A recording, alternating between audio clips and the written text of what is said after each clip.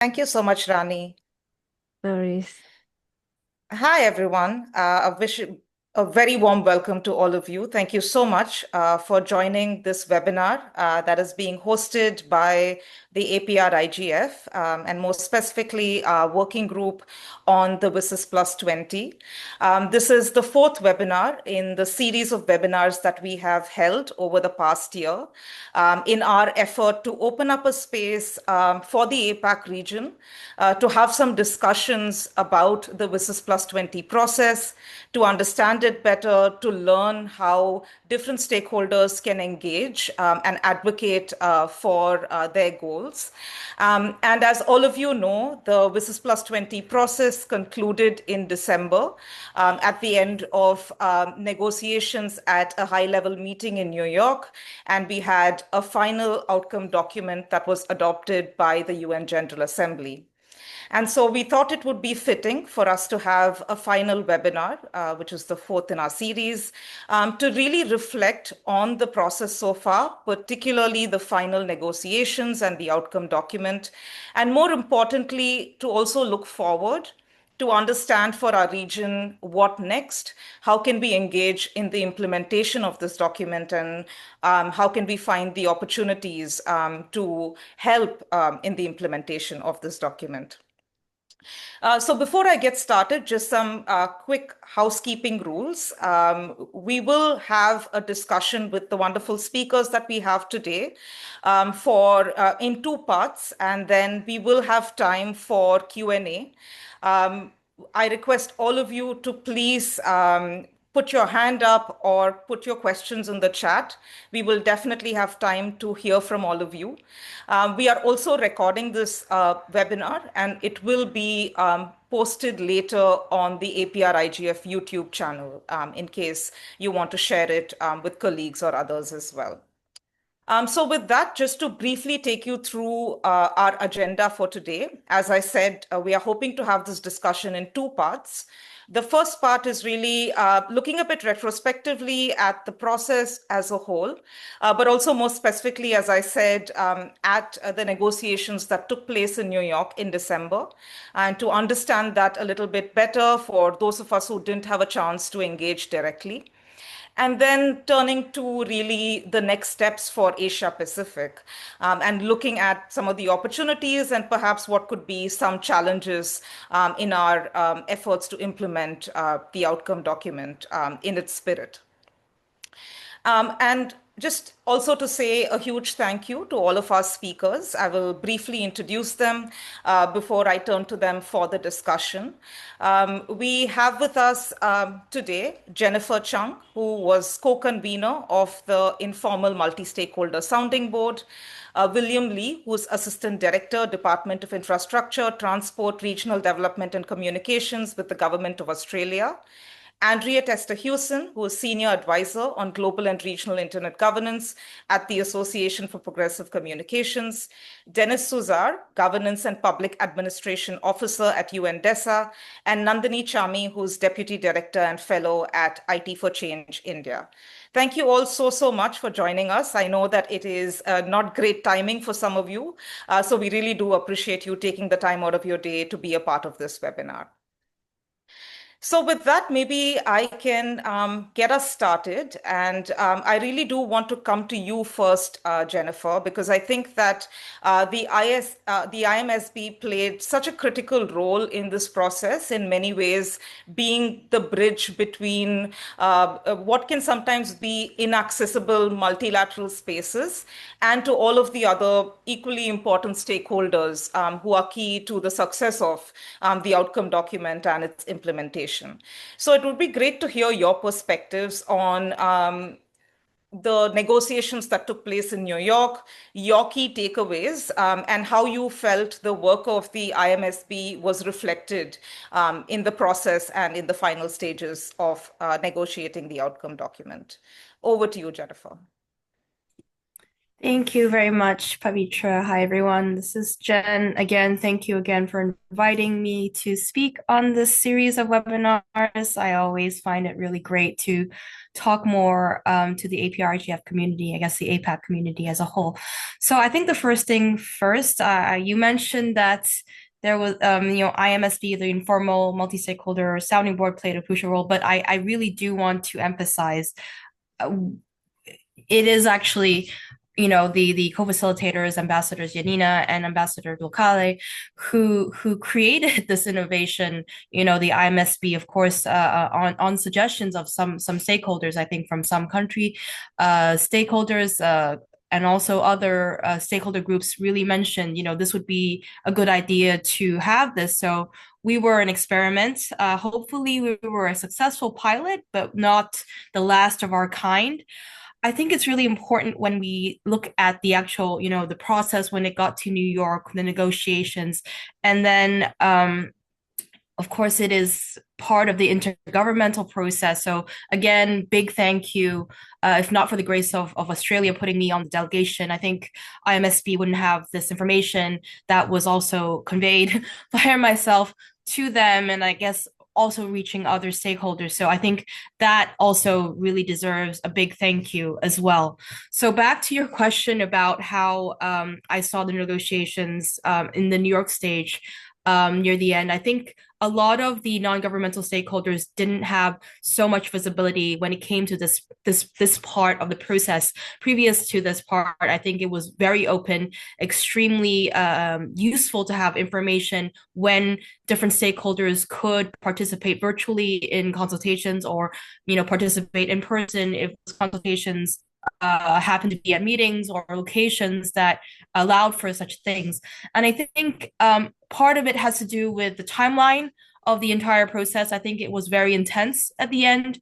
But the high level event, the high level meeting of the General Assembly, middle of December, I think it's very key to note one of the key takeaways, at least for me, and I think for many of us, is to remember the innovation of WSIS, the affirmation of the multi-stakeholder process. I think that has been reiterated, and also it has been shown in the processes, at least as far as it can be in the modalities arrangement, that this is possible. So that is one of the biggest, I guess, the key takeaways even in the outcome document that we can see.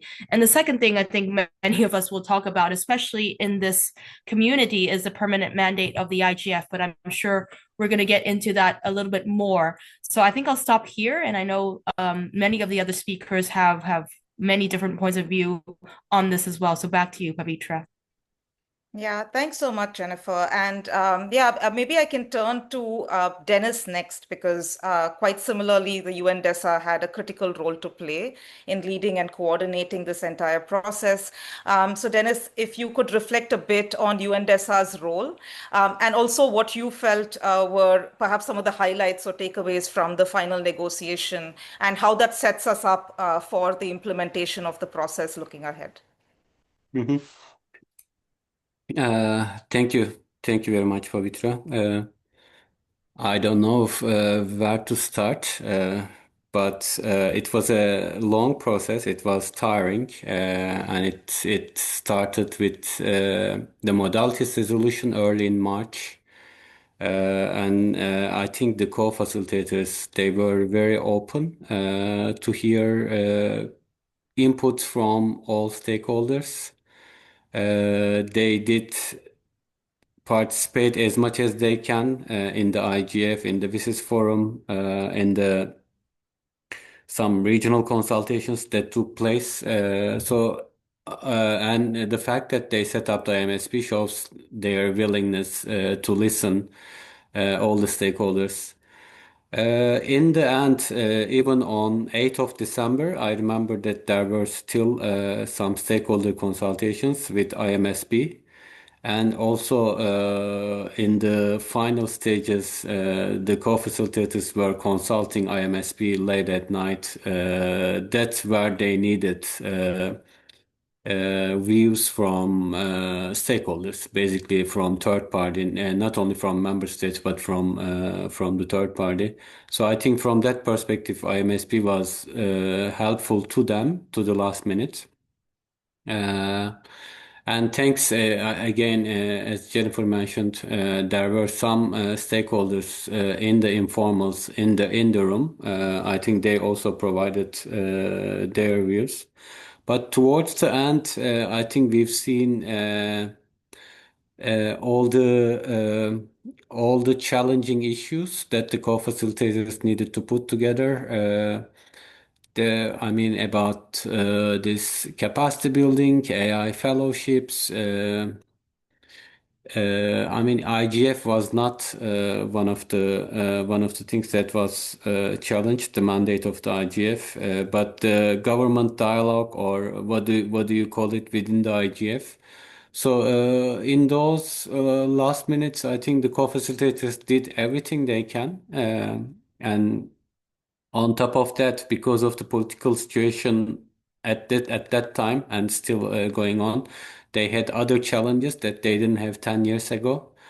It was not easy, but I think, as you all know, it was adopted by consensus, with some, of course, explanation of vote for some member states, but it was recorded as consensus. So I think that shows that it was a good outcome at the end. Yeah, let me stop here and hear from others. Yeah, thanks so much, Deniz, for raising the complexities even through the final stages of that process. I think for us here in APAC in particular, one of the concerns we had was how well APAC countries would be represented in the process, and whether many of the issues that we face in the region, some of which is quite unique, are adequately covered in the process, in the negotiations, and in the outcome document. And so, William, maybe I can turn to you, as I know that the Australian government was involved in the process. I would love to hear from you on how you felt APAC was represented through the states. Particularly, do you feel like there was coordination in terms of how regional issues were represented? What do you think were perhaps some positives to take out of the process for the region? And where do you think perhaps we might have fallen short of what would be an ideal outcome for us? Thanks very much, Patipra, and thank you everyone who's joined. It's an absolute pleasure. It's only a month ago we agreed this document, and I feel we have a real momentum already as we head into 2026, which is great. And look, as other speakers have said as well, this was really driven by their excellencies, the permanent representatives of Kenya and Albania. And I don't think we would have got the consensus outcome that we did without their hard work. In saying that, and turning to your question, I actually felt, as someone who was in the room, that the perspectives of the Asia Pacific region were being heard and were being heavily represented. In addition to member states negotiating in an individual capacity, for example, Australia and Japan, we also had 3 out of the 5 group of 77 negotiators from our region, the Philippines, Nepal, and Pakistan, who did, in my view, an excellent job at articulating some of the unique digital divides and unique challenges that our region faces. So I think the consensus outcome does reflect a lot of those really unique Asia Pacific challenges, some of the opportunities that our region wants to see around emerging technologies, such as AI, but also some of those really fundamental digital connectivity gaps, whether it's in remote and regional areas, whether it's in our smaller Pacific islands, whether it is a economic or digital literacy divide. I think all of those concepts were articulated in the outcome document, in the negotiations, and a consensus outcome to take forward was found. The other thing that I just wanted to draw out in terms of our region's engagement was that we also heard quite clearly from our colleagues in the Pacific Islands who spoke on behalf of the Pacific Islands Forum, both at the start of the negotiations and at the high-level meeting concluding the negotiations, about some of their digital divides and digital challenges. So I think across the region, whether it was from our colleagues in Asia, in Southeast Asia, in North Asia, in the Pacific, we heard, and I think collectively as a group of member states found solutions or pathways to solutions for many of those digital divides. Turning now to kind of the second part of that question, which is kind of what is in it for our region specifically, I think there's many things that I could kind of point to. I think firstly that recommitment to the WSIS vision as the foundation for digital development is essential, and we know many different communities and different countries in our region are at different stages of that digital transformation journey. So to have that reaffirmed and this framework continue for another decade, I think will be really transformative for our region, and provide a common language, I suppose, to have some of those conversations and some of those implementation questions over the coming months and years. The second thing I wanted to draw on was about the importance of youth that was recognised.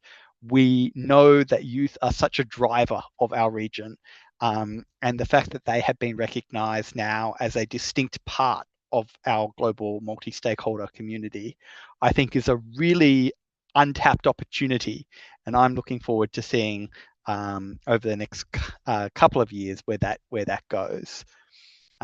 Third, I think from a technical internet governance perspective, both the recognition of the IGF and its national and regional initiatives, which we know are so strong in our region, and the recognition of the Net Mundial +10 guidelines for multi-stakeholder participation and decision-making, I think will be a really important framework for us at a technical internet governance level for the Asia-Pacific region going forward.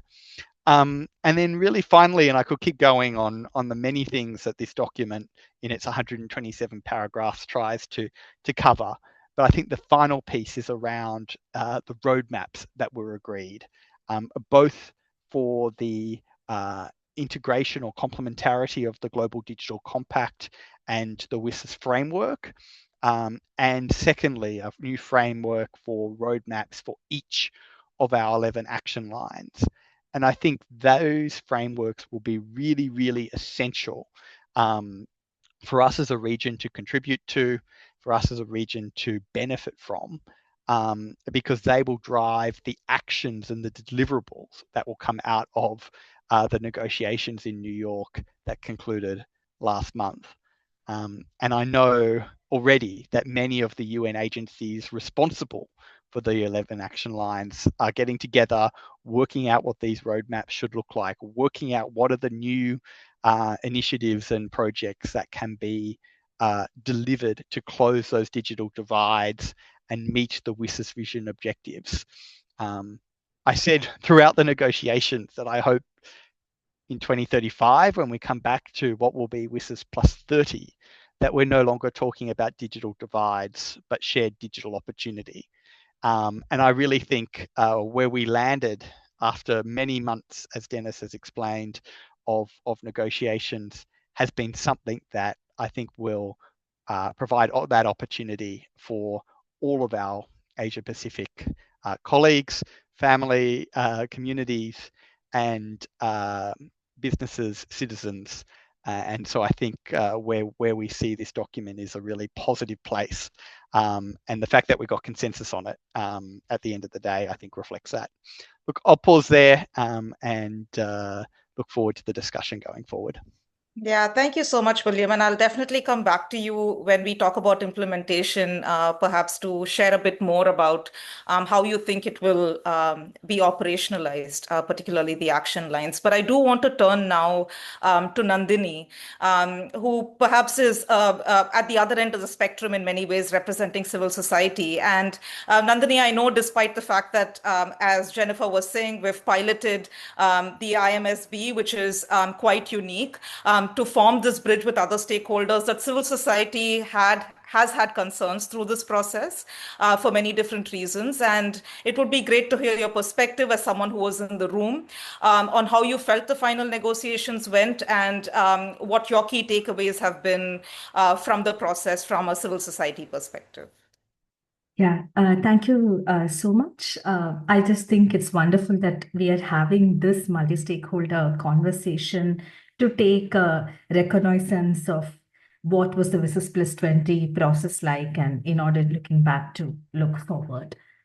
I just wanted to say that as civil society organizations, for all of us, we have this important duty of asking not just whether our voice is being made room for, is a space for articulation, but whether the voice is actually translating into agenda setting power, and is it actually translating into a right to be heard. And from this perspective, I wanted to say that at IT for Change, we do find the conclusion of the WSIS+20 outcome document quite disappointing and rather unambitious. One way to look at it is to say that in the current geopolitical scenario, the fact that any kind of outcome document exists at all is itself a modest success. And I can see where that view comes from. But with the civil society hat on, we cannot really afford to take that view. And I just want to flag that a core concern is that though the document recognizes the challenges of technological concentration and market power and the intensification of digital inequality, in terms of the pathways to address these challenges, it does very little in terms of moving the bar.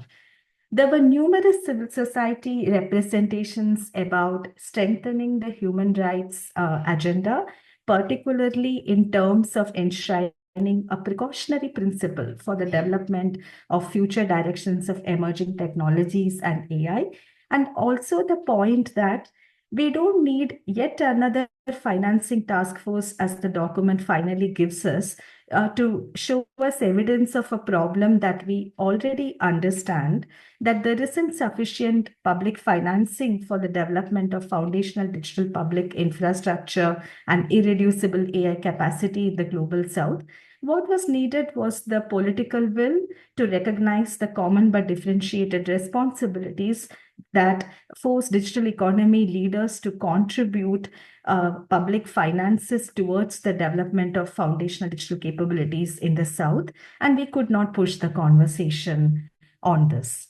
Now, having said this, and given that we are all at a point, as the Canada Prime Minister said in his Davos address a few days ago, that we know there's a rupture in the multilateral order, the end of a pleasant fiction and the beginning of a harsh politics where only geopolitics and brutal power seems to be working. What is it that civil society needs to do in such a context? And I think that it's here that as civil society organizations, we need to go back to the drawing board in order to draw up an agenda of autonomy, self-determination, a decolonial digitalization that will push us and our states towards an Agenda 2035, where for the Asia-Pacific region, which has, 74% of the world's smallholder farmers, the largest proportion of the world's indigenous people, 2,300 languages, which make up 60% of the world's total, and is facing extreme weather, sea level rise, water scarcity, and biodiversity loss. How do we center these agenda back on the table, and what is it that we are able to do at the national, regional, and transnational civil society level to further this? I think there's a urgent introspection and a moment of deep reflection and re-strategizing that we have to do as civil society here. Thank you. Yeah, thanks so much, Nandini, for raising that. And raising some critical issues. And I think this was raised earlier as well, that this process took place within the context of a certain kind of geopolitical space that we're in, that there were certain maybe wishes or advocacy goals that civil society have that couldn't necessarily be, it didn't come to fruition. And Anriette, one of the things that we really were thinking would be great for all of us to hear who were not in the room, is to understand that sort of back and forth a bit further, to understand who were the stakeholders in the room, what were their priorities, and what ended up actually making it, what worked for some stakeholders that perhaps didn't work for others, just as a learning for future negotiations for civil society, but also for others.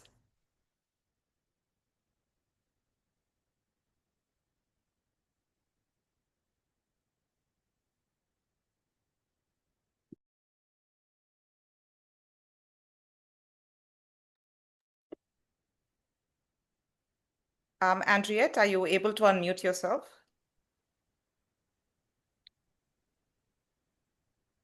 I have unmuted myself. Yeah. My connection is very bad at the moment. Can you still hear me clearly, Oh, Pavi? yes, we can hear you. Please go Okay, ahead. good.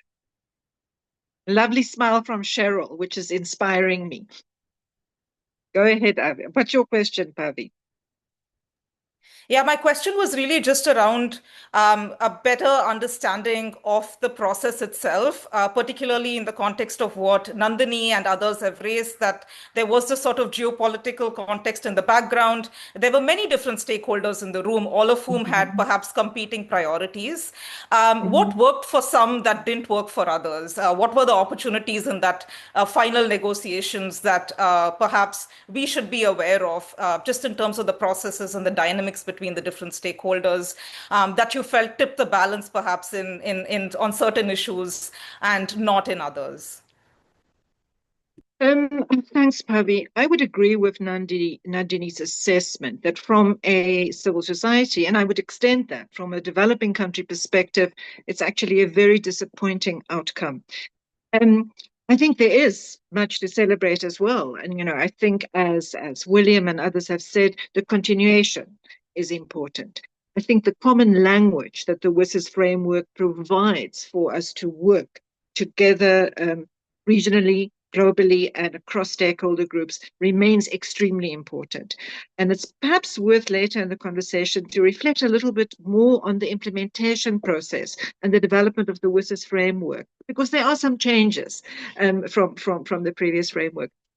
I think there was a tension to some extent between, on the one hand, the geopolitical fragmentation within the UN system, resulting from the shift in how the US is relating to the international system, and on the one hand, and on the other hand, the inclusion of multi-stakeholder participation. And I actually think the process failed on both counts. I think the IMSB is a very interesting innovation, and I think Jennifer, it's lovely to see you here as one of the chairs, did a fantastic job to try and make the IMSB consensus-based and reflective of the diversity of positions that are inside it. But the reality is that civil society and business do not see certain key issues, such as the one Nandini mentioned, concentration of ownership and control in the tech sector. We see that very differently. For us in civil society, we felt this really was an opportunity in the WSIS process, in the WSIS document, to reflect on that our tech industry looks very different now from how it looked in 2005. We have different challenges, different opportunities. The document doesn't really address that. Sorry, I have to apologize, everyone. I have had surgery, so I'm one-handed and I'm making a complete mess of negotiating devices. So I think that's one thing that's really challenging and quite disappointing. And how does the document reflect that? So I think that's just one example. But there was a big effort in to include the different stakeholders. Then on the other hand, I think where there was also not sufficient success was on trying to reconcile differences between global North and global South states. I think that really materialized at the last minute as well, when there were different positions between the G77 states and the, let's for want of a better collective gathering, OECD states, on, for example, how to create a space within the Internet Governance Forum for government participation. Now, I think those were actually solvable differences of view if more time had been allocated to them. Similarly, the issue of financing, having more concrete follow-up on financing and some kind of commitment on financing, which in the end there was just basically nothing on. Again, I think if states with different views and positions on how to deal with the deficit in financing had more time to actually work through what their fears were, what their concerns were, we could have had a solution. Instead, we ended up with the traditional donor countries who were very fearful, understandably, that new demands for funding or bilateral aid would emerge from the process, and that fear prevailed. Excuse me. And there was no real time remaining to look at different approaches, looking at, for example, public financing within developing countries, which is a major concern, and the kind of political will Nandini mentioned that we in the global south want to see from our own states in terms of investing efficiently and sufficiently in building that deficit. So I think the process, I think it's an interesting learning, and I think it is important that the multi-stakeholder approach is recognized and the Net Mondial principles. But I think what I take away from this process is that we need to get better, both at the integration of multi-stakeholder perspectives and participation in a way that does not blur the differences between stakeholder groups. So not all multi-stakeholders are equal, and not all multi-stakeholders agree. And if our multi-stakeholder processes become consensus-based, you inevitably will have dominant and more influential stakeholders prevailing. And civil society might be large, but civil society is not necessarily influential. And then again, at the multilateral process as well, I really believe that this shift in the geopolitical configuration of forces and collaboration is an opportunity for new partnerships, for new ways of collaborating on issues that are not necessarily highly politicized or that do not need to be highly politicized. Digital inequality should not be a politicized issue. We should be able to work together across hemispheres and across ideological barriers or differences to address this. And I think to some extent that the process is a lost opportunity. Saying that, I do think the document is a very strong document. And I think if you read that document from the perspective of the analysis that it presents and the issues that it raises and discusses, it's excellent. And it's also really well written. And I think it provides a very good overview of the challenges that we are facing in the sector. I think where it's less strong is in actually calling for concrete actions by states and by other actors. But as William mentioned, I think the document does call on the development of these roadmaps by action lines, but also an overall implementation roadmap, which I think has to be presented at CSTD this year. And I think that is a really powerful opportunity. And I think if we can use this implementation framework to actually delve into some of the more complex issues and come up with concrete actions on some of these more difficult issues, such as regulation, for example, such as the precautionary principle, I think then there is still hope for us to take this process and do something really powerful with it. It's a process that didn't break anything. It didn't build enough, in my view. But I think we should also be grateful that it didn't break commitment. It didn't break the WSIS vision of people-centered development.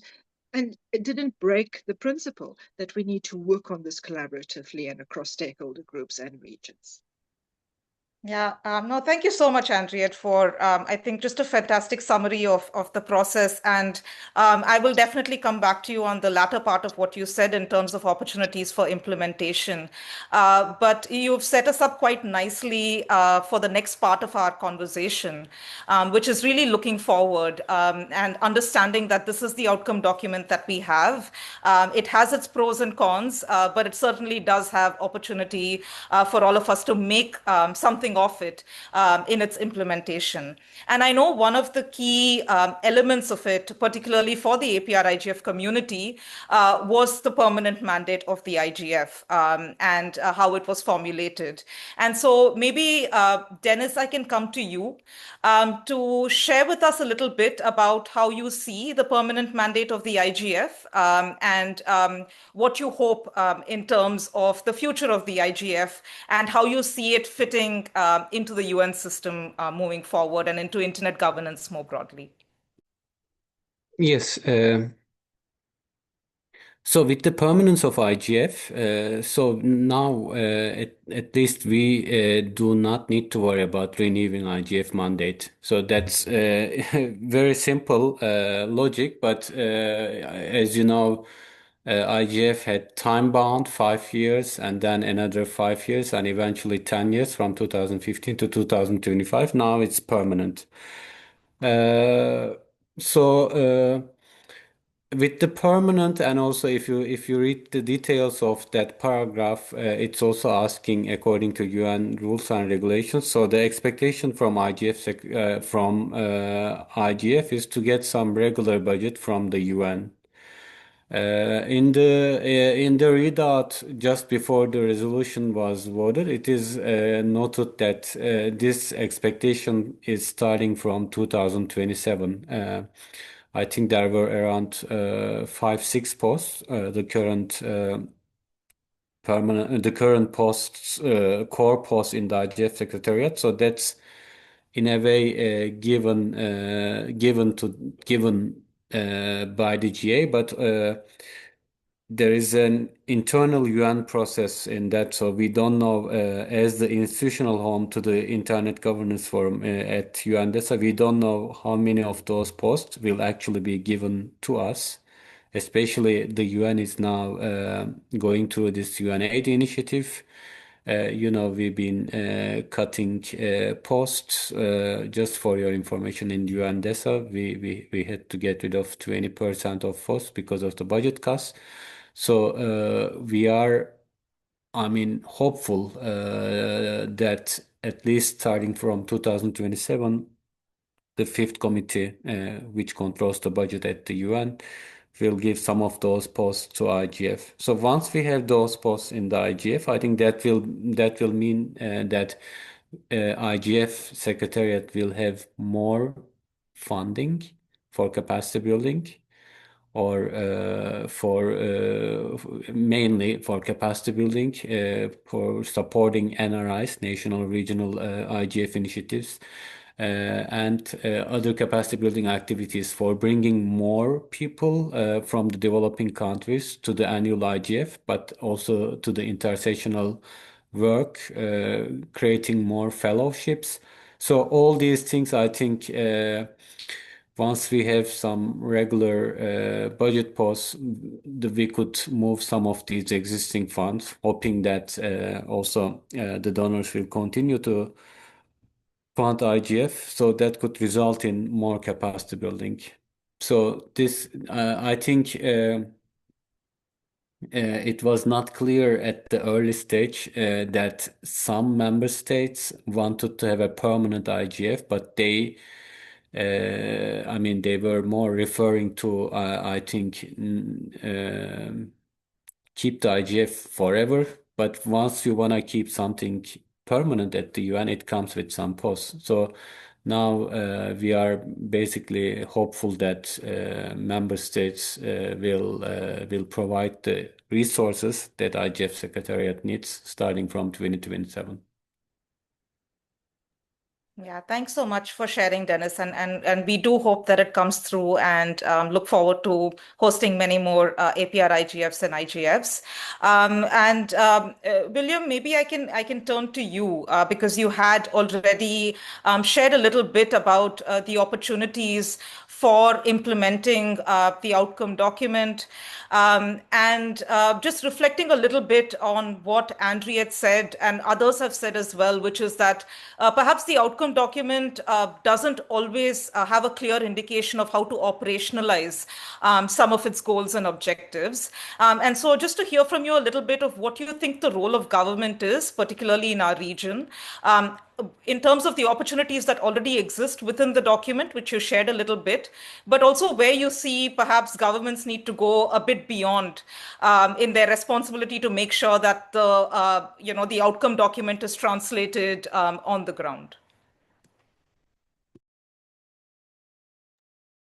Thanks very much. And look, a really, really good question.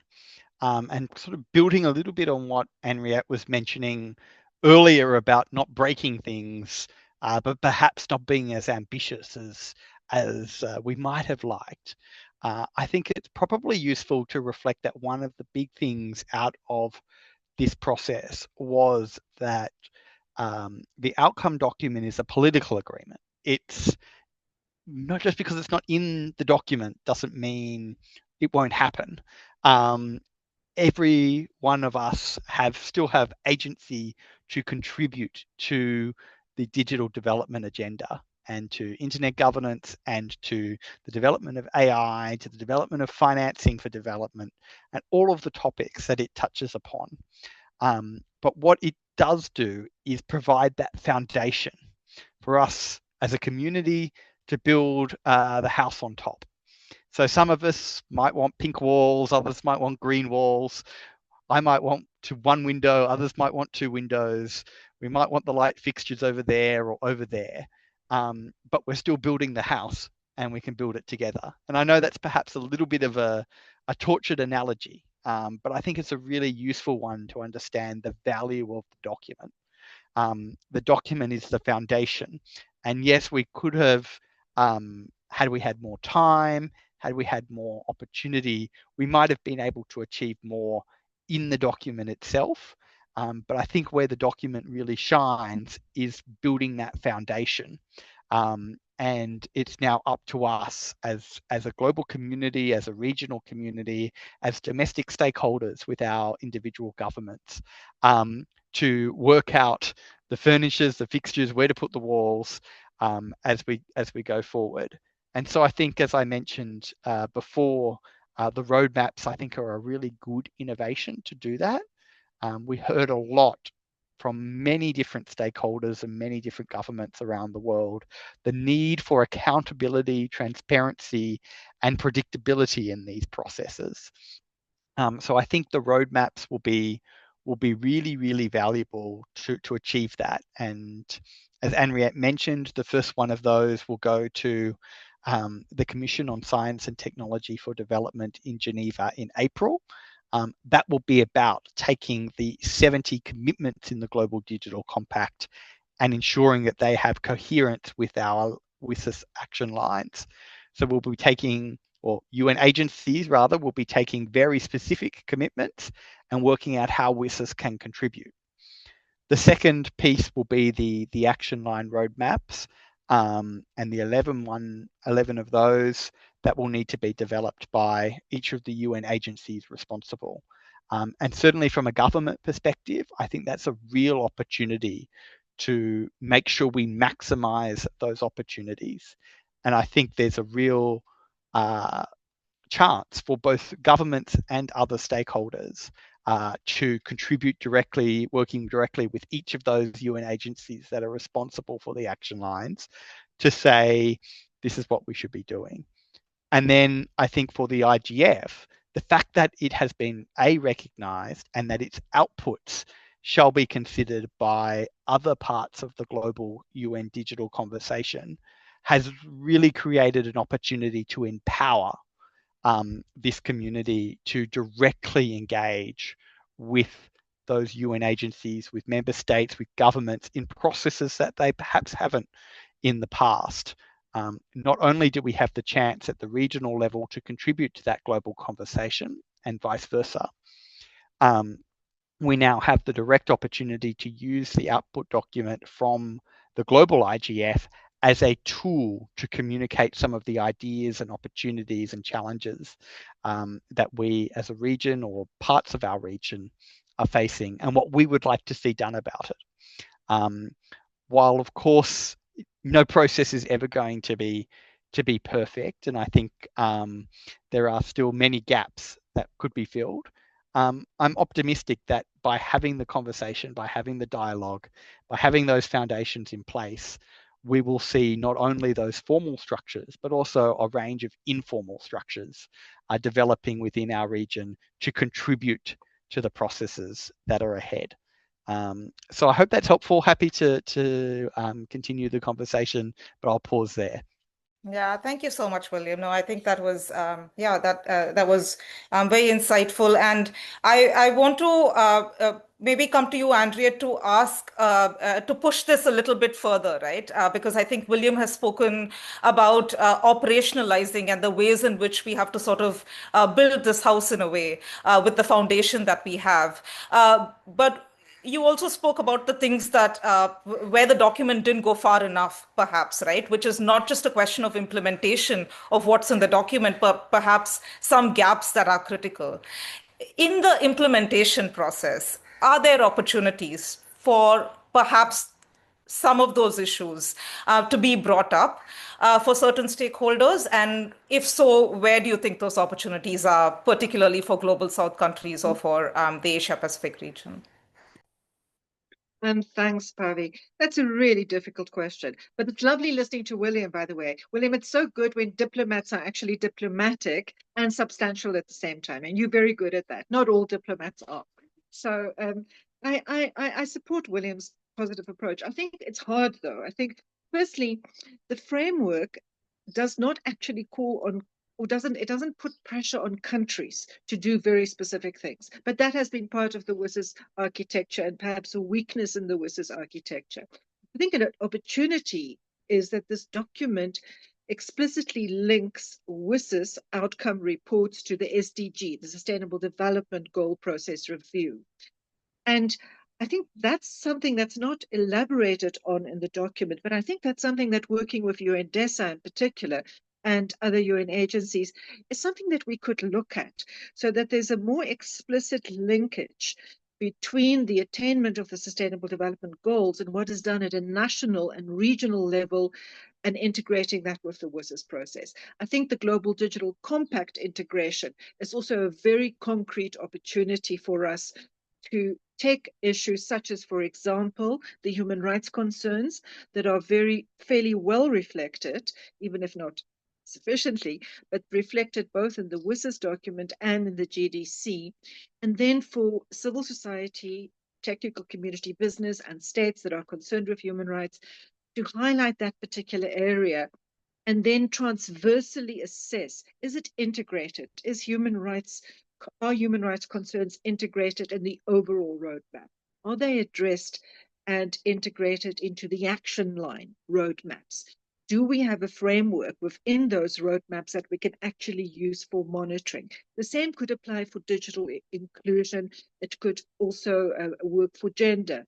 So I think the opportunity really and the challenge is going to be, Pavi, not to lose sight of the whole, of the big picture and the whole sort of WSIS SDG whole of society approach, but at the same time to pick on some tangible issues that really are a concern for us. And digital equality would be one. Meaningful access would be one. And then assess whether that is actually being addressed sufficiently in the roadmaps as the first stage, and then as a follow-up to do effective monitoring and work on implementation.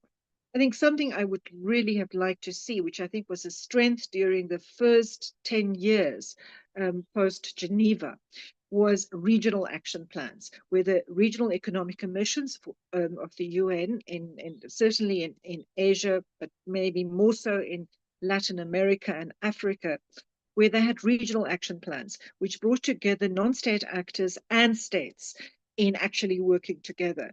And that might be another mechanism, I think, that would allow us to go from the sort of general feel good, let's work together for people-centered development to addressing some of the specific challenges that we are experiencing in specific regions. So for Asia Pacific, I think that would be an opportunity, working with your regional intergovernmental institutions, regional UN institutions, bring in other stakeholders. And you have a very strong regional IGF. And I think that's something else that we need to evolve. And I think, as Deniz said, the permanence of the IGF creates an opportunity. I think one of the opportunities it creates is for us to really consolidate the IGFs as the public participation platforms for all things digital. I think we need to tackle the fragmentation that's coming from the artificial intelligence sector, which seems to want to go off in its own direction. And I think we need to integrate those concerns as well. So, Fabi, I'm not sure I'm fully answering your question, but I think it's going to be finding this constructive balance between the general big picture process, but actually identifying specific priorities and making sure that they're articulated and addressed in the implementation process. Yeah, thanks, Anriette. And I think that last part to me is very important, and that's what I want to focus on in the final round of questions to both Jennifer and Nandini. And Jennifer, I hope it's okay that I'm asking you to put on your technical community hat for this question. And so, because I want us to focus on the tangible, and so for the technical community, for you and Nandini, civil society, for you, what are the specific issues that you think is important for us to focus on in the context of Asia Pacific? And where do you see the opportunities and perhaps some challenges in the context of what Anriette shared that could be a pathway to move the conversation forward in APAC? Jennifer, first to you, and then Nandini, I'll come to you.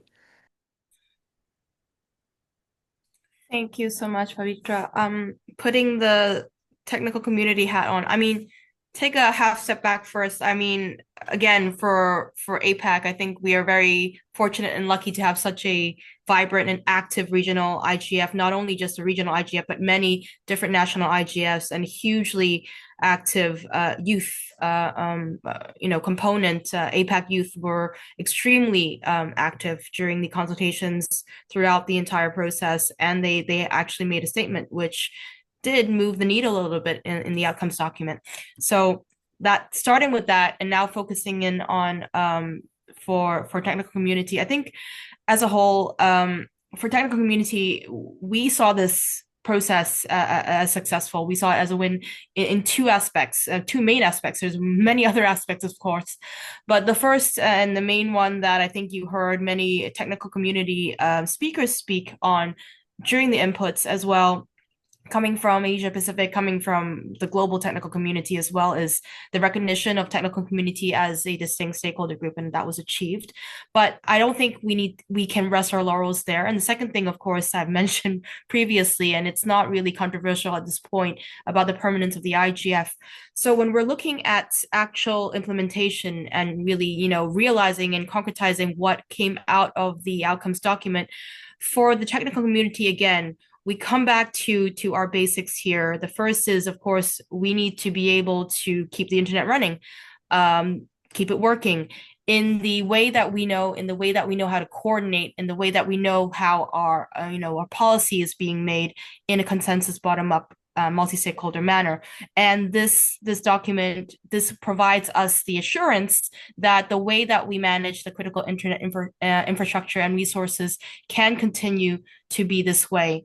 I think there was a lot of consternation and fear in the beginning of the process that, a lot of these different geopolitical tensions and forces may turn on some situation where some regionals, some countries, some member states might feel that a stronger hand in how they look at managing this critical infrastructure is needed. But the prevailing result coming out of this document allowed us to kind of breathe a sigh of relief.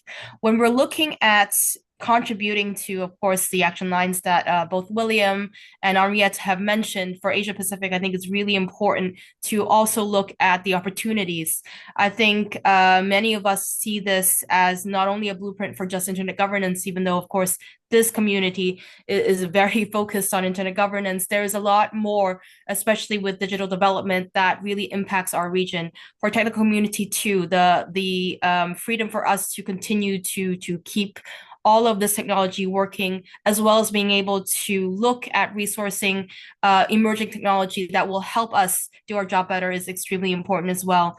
And then finally, I guess when we're looking at how we can, as this community, really put our minds to be able to influence and be able to impact when we're looking at implementation is, again, back to the last thing that Anriette has mentioned. Right now, the blueprint, the roadmaps are still being built, but we don't need to wait before we start our work. APrIGF is one of the, I guess, most natural starting points, especially for those right now here on this webinar, to continue to engage with us. I think the NRIs themselves as a network as well is looking into how, because of this permanent mandate of the IGF and because of the linkage of the outcomes of the IGF going to different parts of the UN, that also means outcomes coming out of the national, regional, sub-regional, and youth initiatives also have this linkage and also have this potential impact. So it's up to us also to improve our processes, to improve our linkages, to improve the visibility of all of this in the UN system, and also being able to take in, all of these outcomes into our own national processes, by which I mean the national processes within the IGF. Of course, the national processes that are governed by or are convened by the governments, that's really on their arena there. But for us, non-governmental stakeholders, we can always take that into our annual programs. We can take that into probably looking at the monitoring, implementation, taking in the action lines into our work as well. I think that is something that a really concrete thing that we can start already doing, looking at our work plan for this year, looking at, I guess, the general work plan of this year as well. Back to you, Pavitra. Yeah, thanks so much, Jennifer, for sharing and for giving us some very concrete ideas for way forward. And finally, Nandini, to wrap up our discussion, I will come to you to share your priorities from a civil society perspective. I think that it's very evident that even for civil society organizations, the priority has to be what kind of pathways to digitally enabled human development we are forging. The difficulty here is that there are a lot of statist visions, especially by powerful economies in the region, which promote economistic visions of digital development, right? About how markets will deliver and markets will automatically lead to trickle down.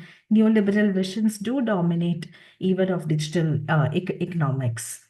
So having said that, what do we do as civil society to carve the space for a people-centered vision of a regenerative AI economy where the digital transition will be sustainable and just, and we are attentive to all generations of human rights?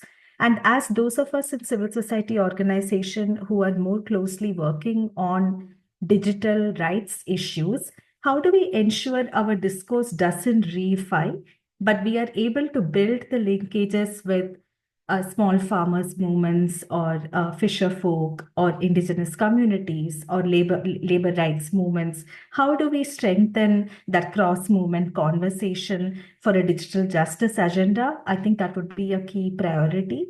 I also think that even within civil society, within the Asia Pacific region, there are larger economies or larger countries whose experience we tend to represent accidentally as representative of everything in the region. We must all guard against a tendency And I speak conscious of the fact that my location is in India, and sometimes there is a slippage between representing the Indian experience and the South Asian experience, which should not happen, right? So how do we ensure there is pluralism? All voices are accommodated, and we are also able to further a progressive public interest technology narrative of the types of material infrastructures that we need for a different AI economy that will not be ecologically extractive or disrespectful of planetary boundaries, and it will further the integrated rights agenda. I think this is a task before us. Fantastic. Thank you so much, Nandini. And really thank you to all the speakers for all of your thoughts. It's been an incredibly rich discussion. We do have a few minutes for us to take questions from the audience, or if you'd like to share your own reflections, if you were a part of the process and you'd like to share your thoughts on that, or perhaps actions you might want to take in the future, the floor is open for you to do that.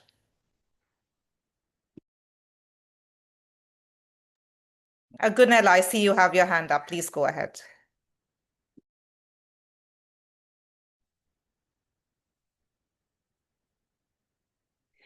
Hello, this is Gonala Aspring for the record, and thank you very much to the panelists and the facilitator for a very useful, interesting discussion today. And I was very also encouraged by the emphasis in the discussion about implementation and action lines and so forth, and a number of a call for suggestions. I noted in the document that Deniz shared with us that there were a number of actions requested on that particular website he provided. And as it so happens, the first paragraph, paragraph 23, the action requested of all stakeholders is to promote accessibility and equal access to the internet and digital resources for persons with disabilities, including through assistive technologies and accessibility by design. So I was very encouraged by that. And obviously, there's a range of other paragraphs to consider. But since it was the first one on the list, I thought that maybe it's something that we could remind ourselves about, that we all have a part to play to ensure that we encourage accessibility for persons with disabilities in a range of different ways. Thank you very much. Thank you so much for sharing that extremely important point, Gunela. Anyone else would like to ask a question or share their reflections?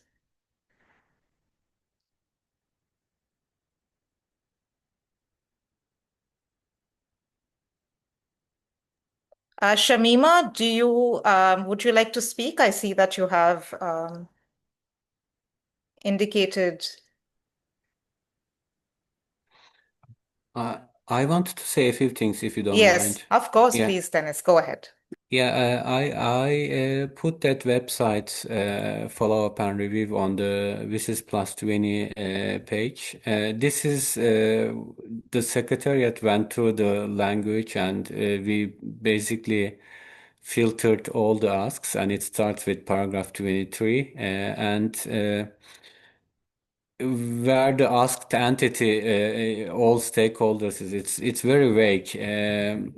I know and we do understand that. For example, paragraph 23 is asking everyone about accessibility, but later, and I really don't know. I think we need ideas how to monitor this, who is doing what. It is embedded in some of the business action lines, but we need to, I think, make it more visible to everyone.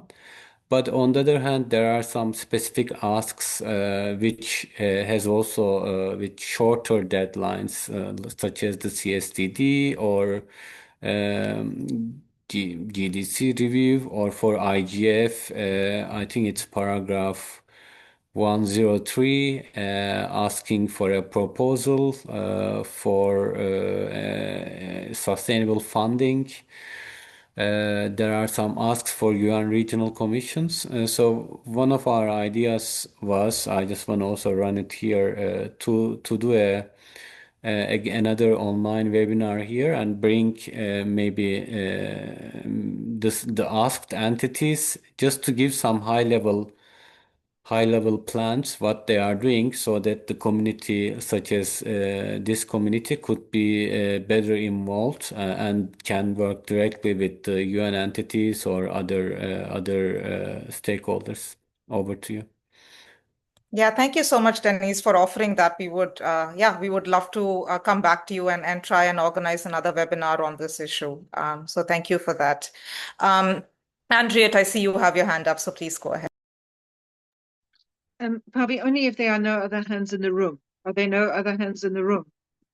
Not at the moment, so you can go Okay. ahead, yeah. I wanted to respond to Gunella's point because I think it's an interesting one. It raises, for me, the question about how we, and when I say we, I mean stakeholders, organize. I think that, and if you look at disability, the dynamic coalition on accessibility and disability exists within the IGF framework. There are obviously other coalitions within the UN system that focus on related issues. But I think we need to really rethink at not just or as part of the WSIS architecture, the advocacy architecture, for want of a better term, during WSIS itself. So I'm now talking about Geneva 2003 and Tunis 2005. We worked with a bureau process. So the UN had a civil society bureau, it had a business technical community. Unfortunately, at the time, wasn't a separate stakeholder group. I think it's really strong now that it has greater recognition. But there was more of a structured process where the multi-stakeholder participation consisted not just of putting all stakeholders in one room, which tends to result in the loudest, most articulate voices winning. We had to work separately on our own issues. Within civil society, we had to agree what were our priorities. And then we also had to go in and try and find common ground with technical community business as well. So I think we need to look at this issue of disability, for example. I think if we want to have the kind of influence that we had in 2003 and 2005, particularly now that there's also a permanent IGF, we need to look at how we organize. And I think we need to look at how we organize within the IGF, but not just within the IGF, within the broader WSIS implementation framework. So I think that's something that it's going to be interesting to explore, that those structures that we've built within the IGF, dynamic coalitions, NRIs, best practice fora, policy networks, do we need to consider broadening them to be more WSIS oriented, so that they are inclusive of broader WSIS issues, not just internet governance issues or digital governance issues, or do we need something new? I just think that because the framework is quite open-ended, if we don't just work on the implementation maps, we've covered that, we've got to make them concrete and have priorities, but we also need to look at how we organize within stakeholder groups, but also at cross community level. And I think if we don't do that, we'll just have the same sort of hit and miss type process that we've had for the last 20 years continue. We'll make some progress on the issue of ability and disability, but we won't make the kind of substantial process that we want or need to make. I'm not sure if I made my point clearly, Pavi, but back to you. No, Anriette, I think that was quite clear, and thank you for expanding on that. There are a couple of questions in the chat. I'll read the first one out from Mohammed Kausaruddin, who says, despite the need for continued investment, many people, especially in developing countries, still lack affordable internet due to digital divide and funding gaps. Beyond existing universal service funds and public-private partnerships, what new and practical financing approaches will multilateral development banks and the private sector use in the coming years to deliver affordable basic broadband to 1/3 of the world that remains unconnected? I don't know who would like to respond to this question. Perhaps Jennifer or William, if you'd like to take this on. Yeah, William, please go ahead. I'm happy to offer a start of a perspective and then obviously welcome our fellow panelists who might have some thoughts on this as well. I think this is a really difficult challenge, and we know from the statistics that, as has been said, a third of the global population still remain unconnected. The vast challenge we have is that the nature of that connectivity gap is shifting. It's far less about the core infrastructure that's needed, whether that's mobile, fixed, satellite, and it's more about the cost of accessing those technologies, the cost of accessing the technologies that you need to access it, for example, a smartphone or a computer or a satellite dish. It's about the digital literacy elements, about actually having something, being able to use this technology. And it's also about having something meaningful to do online, and having the right motivators and the right supports there in place. So that's a far more complicated challenge than simply investing in new cables, new wires, new mobile towers, and so on.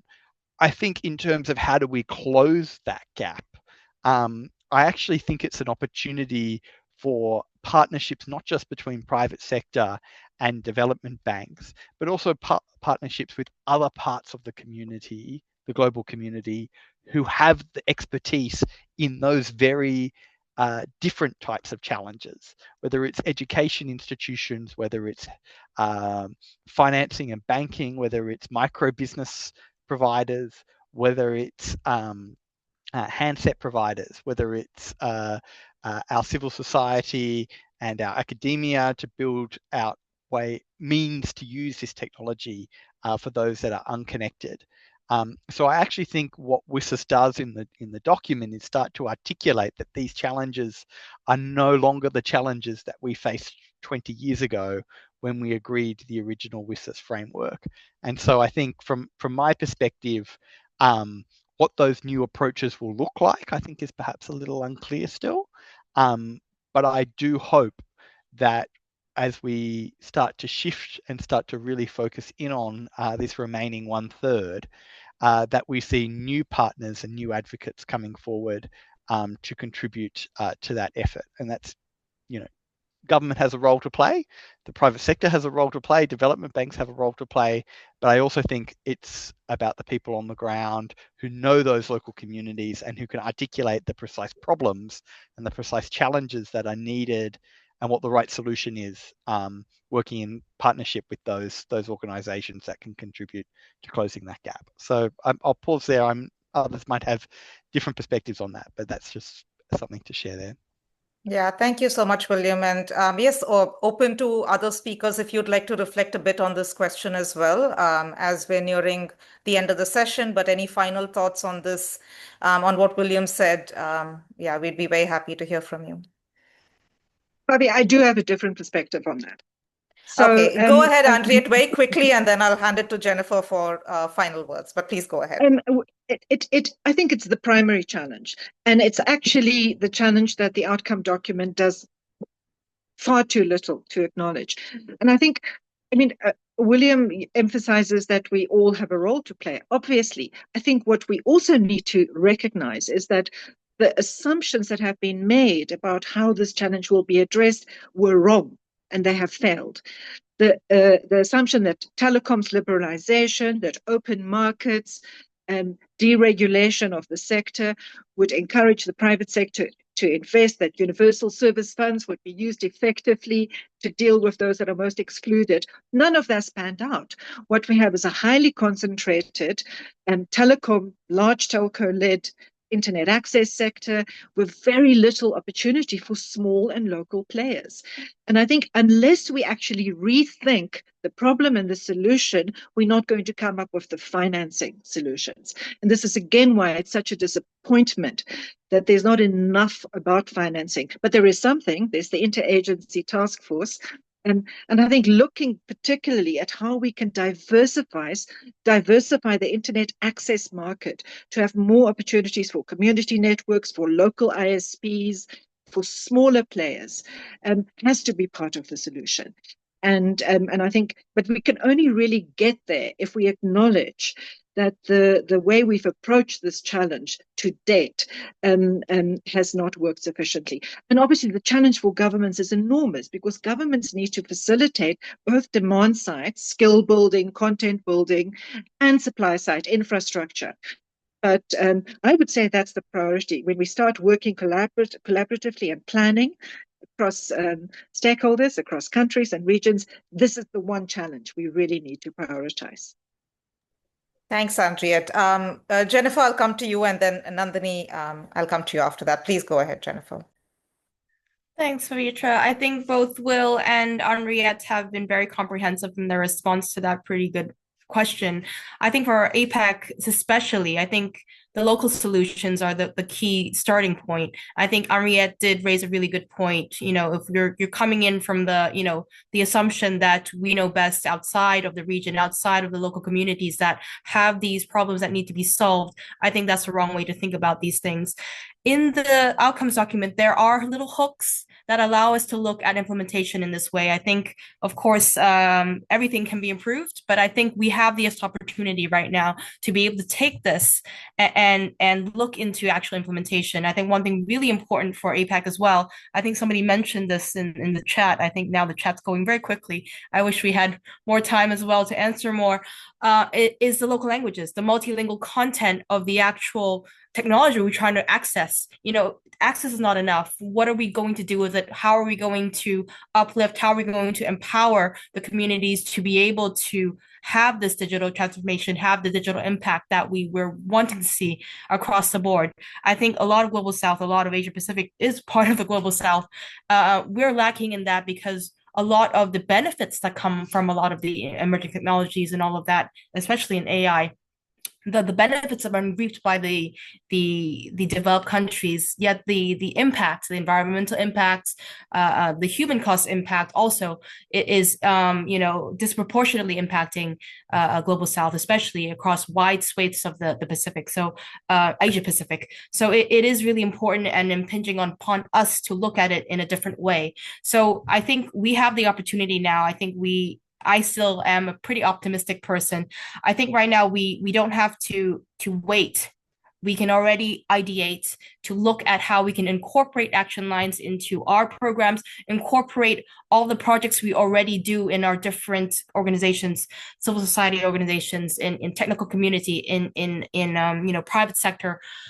We can already incorporate this into it, and then we can offer these solutions, because I think a really good starting point that Deniz did post, that nice chart there, it calls on all the stakeholders. There's no specifics. So the beauty of it is we can offer the solutions, and then we're hoping that they can take it up into it when they look more deeply into how, incorporating the GDC commitments with the WSIS outcomes, what can it look like? And of course, it being a multi-stakeholder process, we are the multi-stakeholders can offer the solutions as well. Yeah, thank you so much, Jennifer, and also for raising the issue of accessibility in the chat. And I quite appreciate how I think through every speaker and every comment, we've sort of built on this idea of what meaningful connectivity means and what it actually means to be connected.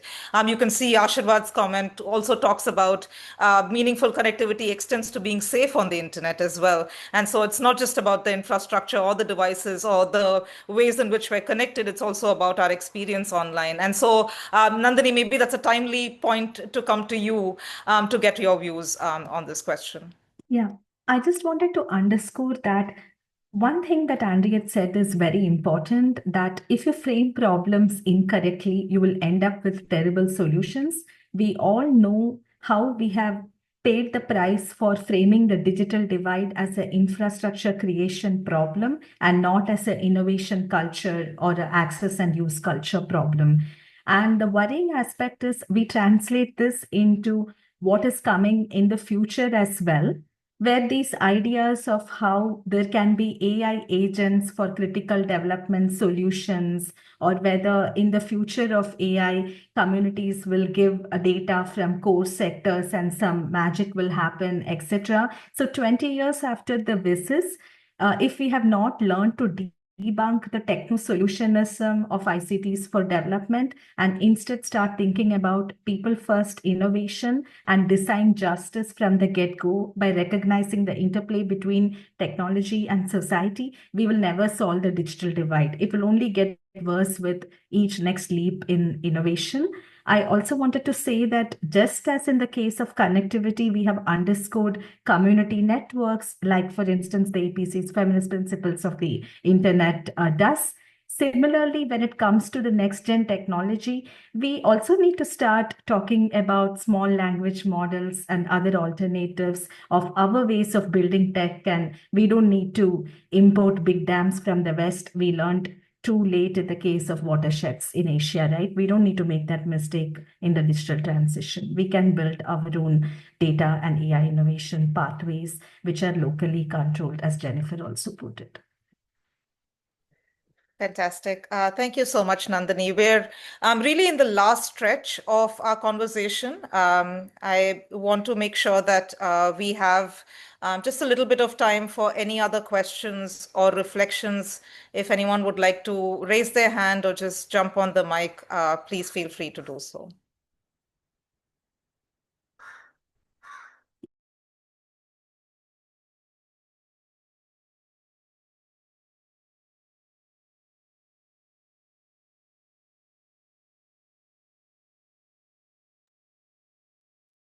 Okay. If not, that's fine. I want to also give the opportunity to all of our speakers. If you have any final thoughts that you'd like to share as a takeaway for all of us at the end of this wonderful discussion.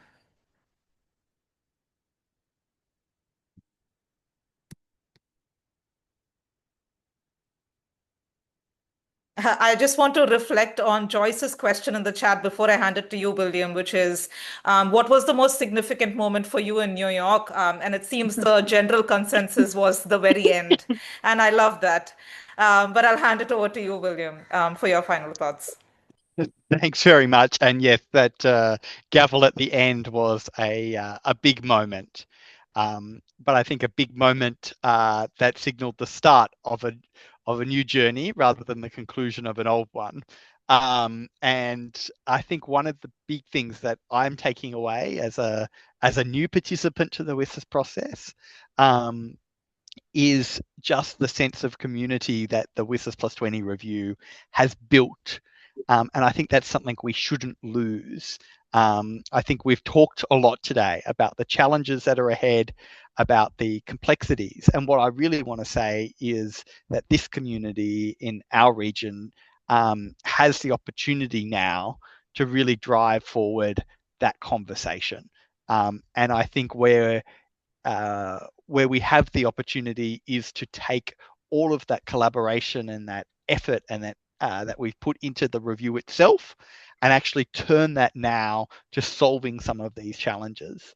It doesn't need to be in the context of a WSIS review that we have these dialogues, that we have these conversations, that we invite governments and other stakeholders from across our region to engage with each other in healthy debate to find solutions to problems that our region is facing. So I really see, I think as some of my fellow panelists have talked about, hooks, but I think we could really grab those hooks. And I think the WSIS+20 review, in my mind, its lasting legacy will actually be bringing our constituencies, our various stakeholder groups together and galvanizing that action over the next couple of years.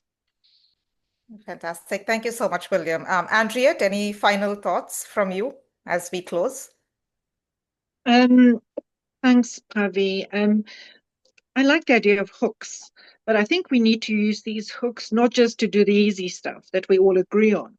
We need to use these hooks to confront the fact that we have very different views, different perspectives, that different parts of the private sector look at, for example, how to invest in AI very differently. Nandini mentioned small AI and diversifying AI. But we know what the prevailing narrative is, which is a Silicon Valley-driven narrative, or in the case of China, maybe a Chinese approach.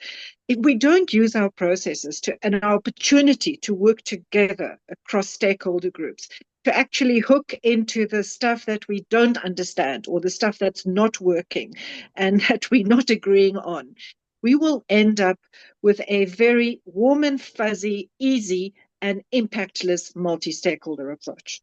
So that's my one takeaway. And the second takeaway, I think the challenge for us in the WSIS community, in the IGF community, is going to be to work with digital more broadly, to include AI, to include digital public infrastructure.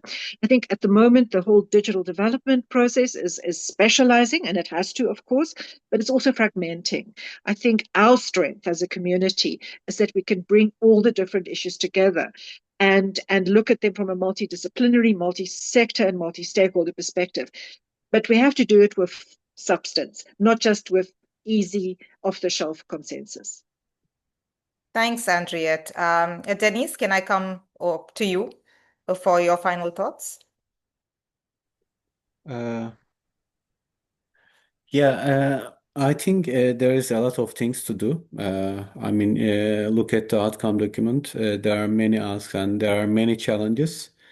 But I think we should not be pessimistic. Very little things, even this conversation we are having today, and then building up on it with other implementation that we will do in the coming days. I think putting all this together, we can really overcome many of the challenges, because this community is very much active, and we can mobilize many things. So I am optimistic moving forward. There will always be challenges, but if we work together, I think we can achieve a lot. Over to you. Yeah, thank you. Thank you, Deniz, for that optimism. And Nandini, I'll come to you, and then the final word to you, Jennifer. Nandini, please go ahead. Yeah, I think there are two takeaways for me from this conversation. One is about how we practice a politics of multi-stakeholderism, which preserves plural dialogue, and the pressure for consensus building does not lead to reinforcement of hegemonic narratives. And so how can we build spaces where, like in the newly, in the new IGF with its permanent mandate, how can we ensure we just don't do checkbox diversity, but make space for uncomfortable questions? And speaking truth to power from the edges is always uncomfortable. How can we create more room for that? And all of us, how do we work for it? The second thing is that as civil society, now given that one of the historical issues with the WSIS document has been that it provides a great framework, but unlike the SDGs framework, let's say, there's no measurement or metrics pressure on national governments. Through our national and regional IGF conversations, are we able to create like a shadow reporting mechanism where we are able to focus on priorities like, let's say, a digital equality scorecard for every country in the Asia Pacific? Maybe have a thematic conversation on that in this community and things like that. These are thoughts that come to mind. Yeah, thank you so much, Nandini, for those very concrete ideas. And I think certainly we can discuss them more and see how we can work on them together. And finally, Jennifer, over to you for your thoughts as we conclude. Thank you so much, Pavitra. Very generous of you to give me the last kind of closing things. I still share that I'm very optimistic, especially looking at our community, especially looking at all the participants we have right now. In this webinar, I see representatives from all the stakeholder groups here, technical community, civil society. I see private sector, I see government. And I think a lot of us have been extremely active and engaged through this process. And I think that I'm not so worried that we won't innovate on this as well. I think APrIGF community has been known for innovation as well. We always try to make space in our agendas, in our work plan, to be able to respond quite accurately of the the topics in the region. So when it comes to this, when it comes to looking at implementing the WSIS+20 outcomes, I think we also already have a very good head start here. Stay engaged. I see a lot of youth representatives here from the APAC youth as well. I think they have been extremely active, and I see the future is very bright with them as well. So I think, as Will mentioned, when we're coming to +30, they will be the ones here leading the charge. And then finally, with a little bit of reflection, I guess, from the IMSB hat on informal multi-stakeholder sounding board, I hope we're not the only ones. I hope we're not the pilot and that's it. I hope they can improve on how we look at multi-stakeholder mechanisms, sounding boards, ways for all of these different voices to get into this process in a substantive manner, not just any consensus voice, but all of these voices are important. The diverse viewpoints from the entire spectrum of the stakeholder groups, especially from Asia Pacific, is extremely important. So that is my hope that we can bring to the table. So I'm really encouraging all of us to continue to engage actively. Back to you, Pavitra.